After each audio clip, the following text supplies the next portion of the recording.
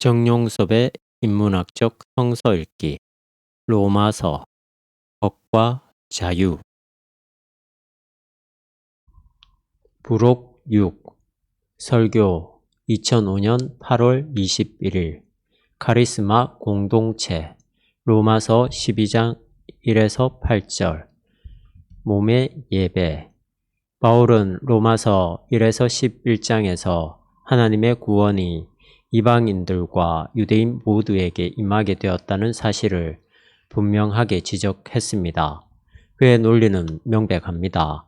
선민 유대인들이 예수 그리스도를 배척함으로써 이방인들이 오히려 새로운 이스라엘이 되었으며, 이런 사태에 시샘을 느낀 유대인들이 정신을 차리고 예수 그리스도를 믿게 된다는 것입니다.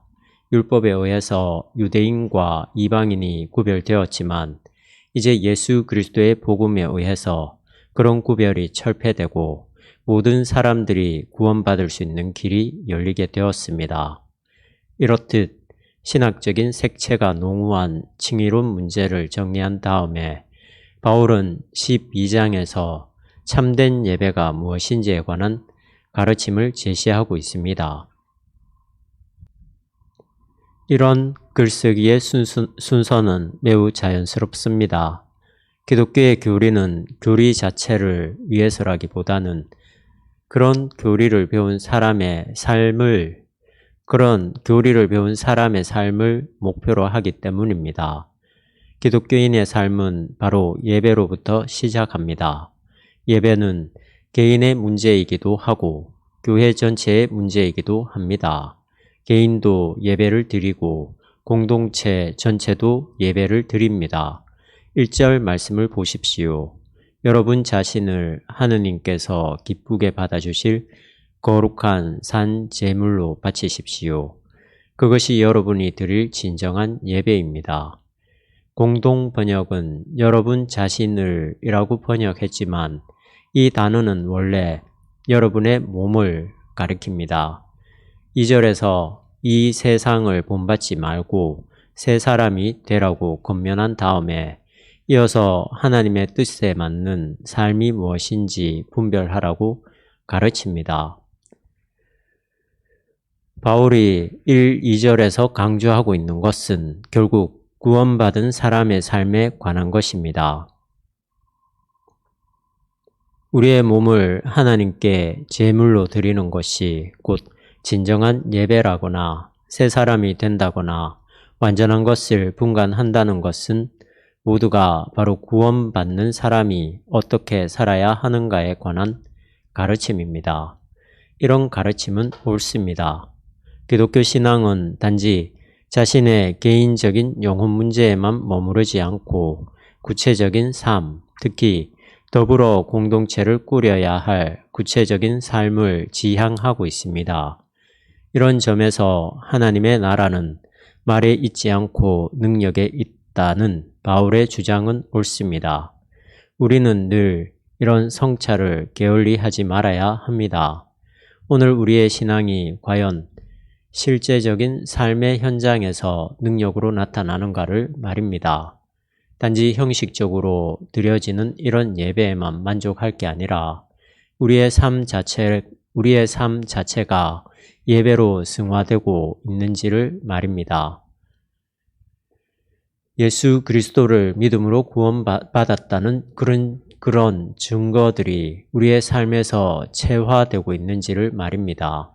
이건 단지 종교적인 차원만을 의미하지 않습니다. 이 세상의 학문도 역시 마찬가지가 아닐까요? 여러분이 무슨 공부를 하셨든지 그것이 참된 진리라고 한다면 여러분의 삶에서 구체화할 것입니다. 음악을 전공한 사람은 그 음악이 자신의 삶에서 어떤 능력으로 나타나겠지요. 지금 우리의 모습에는 예배와 삶의 일치, 몸과 재물의 일치, 진리와 삶의 일치, 말과 행위의 일치를 찾아보기가 쉽지 않을 겁니다. 그런데 우리는 여기서 몸의 예배나 새 사람이라는 용어를 오해하기 쉽습니다. 많은 사람들은 자칫 이런 성서 용어를 도덕적인 것으로 간주하기도 합니다.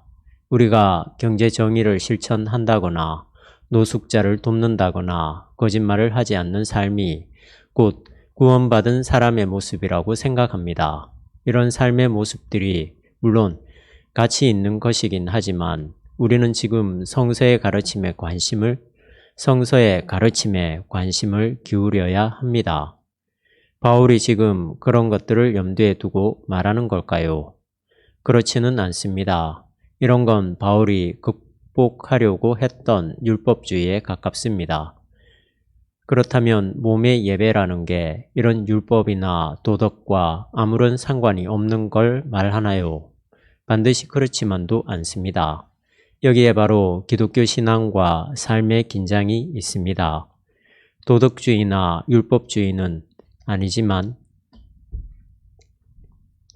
율법과 도덕을 폐기하지도 않는 삶의 예술이 바로 기독교인의 삶을 추동합니다. 바로 이 대목에서 많은 평신도들만이 아니라 교회 지도자들도 길을 잃기 쉽습니다. 성서에는 도덕적이고 율법적인 삶을 강조하는 것처럼 보이는 부분도 있고 그런 것이 완전히 무시되는 것처럼 보이는 부분도 있기 때문입니다. 성서는 이런 현상적인 것을 통해서 훨씬 권원적인 것을 전하고 있습니다. 오늘 본문에서는 이런 훨씬 권원적인 것이 어떻게 설명되고 있을까요? 카리스마의 토대 3절 말씀을 읽어보십시오. 나는 하느님의 은총을 받은 사람으로서 여러분 한 사람 한 사람에게 말합니다. 여러분은 자신을 과대평가하지 말고 하느님께서 각자에게 나누어 주신 믿음의 정도에 따라 분수에 맞는 생각을 하십시오.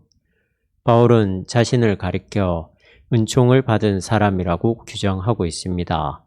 6절에서 그는 하나님이 우리에게 주신 은총의 선물이 있다고 했습니다. 3절에서 사용된 카리스라는 헬라어와 6절에서 사용된 카리스마라는 헬라어는 약간 구별됩니다. 은총이라는 뜻의 카리스는 하나님이 모든 사람들에게 보편적으로 베푸신 선물이라고 한다면 은사라는 뜻의 카리스마는 개인들에게 특별하게 베푸신 선물이라는 뜻입니다. 우리가 하나님에게서 카리스를 받았다고 한다면 그건 구원을 받았다거나 사랑을 받았다는 뜻이지만 카리스마를 받았다는 건 설교의 능력이나 봉사의 능력을 받았다는 뜻입니다. 그래서 바울은 6에서 8절에서 7가지의 구별된 은사를 나열하고 있습니다. 예언, 봉사, 가르침, 격려, 휘사, 지도, 자선 이런 카리스마는 각자의 취향이나 성향에 따라서 다르게 주어진 하나님의 선물들입니다. 우리 모두는 하나님의 은총과 은사를 받은 사람들입니다. 특히 오늘 바울이 강조하는 것에 따른다면 우리 모두는 하나님으로부터 특별한 선물을 받은 사람들입니다. 아마 이런 이야기는 여러분도 잘 알고 있을 겁니다. 주일 학교 때부터 달란트 비유를 통해서 이런 은사의 실무에 대해서도 자주 들었을 것입니다.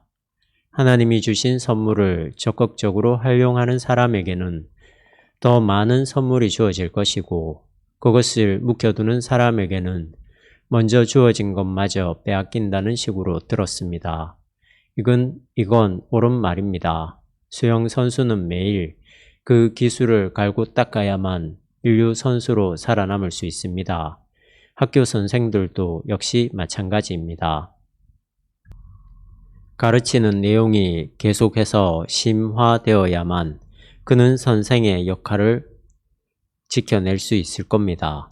그러나 우리는 카리스마를 그런 정도의 생각으로 마무리할 수는 없습니다.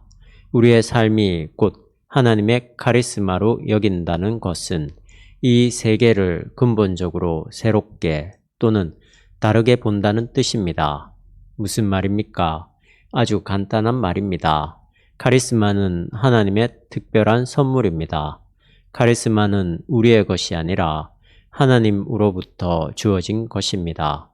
카리스마는 근본적으로 나의 소유가 아니라 하나님의 소유입니다. 이 말이 무슨 의미인지 생각해 보십시오.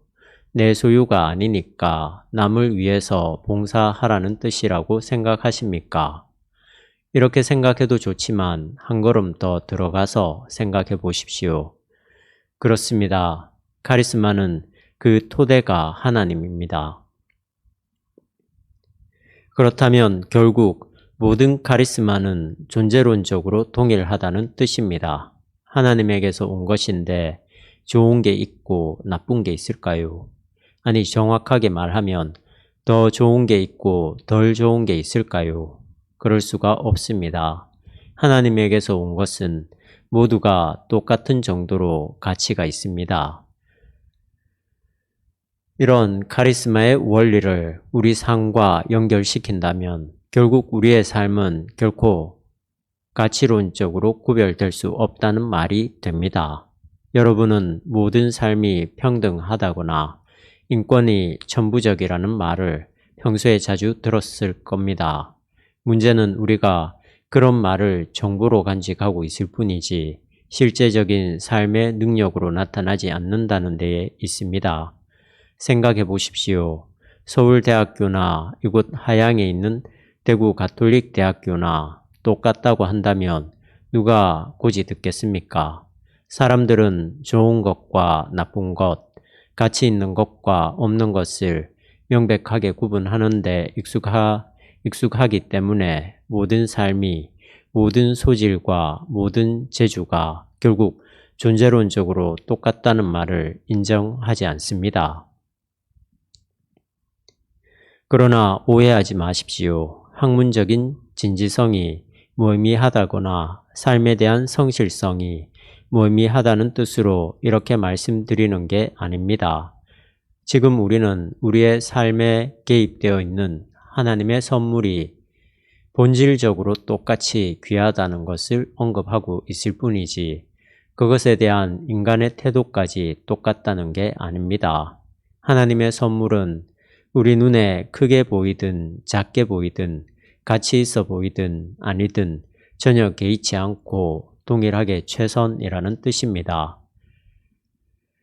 하원에서 비싸게 팔리는 꽃이나 길가의 흔한 민들레나 그것들이 꽃이라는 점에서 똑같이 귀하다는 사실과 같습니다. 만약 우리의 삶이 바로 하나님의 선물이라는 사실을 명백하게 인식하고 그 근본을 깨우칠 수만 있다면 우리는 이 세상을 전혀 다르게 살아갈 수 있을 겁니다.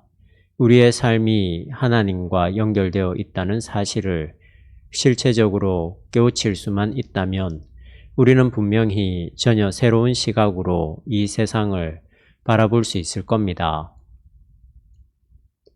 그 무엇을 부러워하지도 않을 것이며 그렇다고 그 무엇을 자랑하지도 않을 것입니다.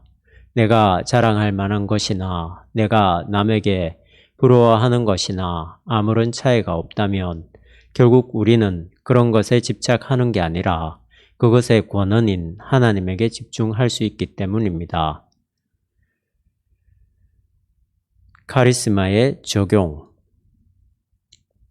아마 로마 교회에는 이런 카리스마의 문제가 심각했던 것 같습니다. 이방인 기독교인들과 나중에 합세한 유대인 기독교인들 사이에 교권이나 교회 행정 업무를 중심으로 다툼이 일어났을 가능성은 아주 높습니다.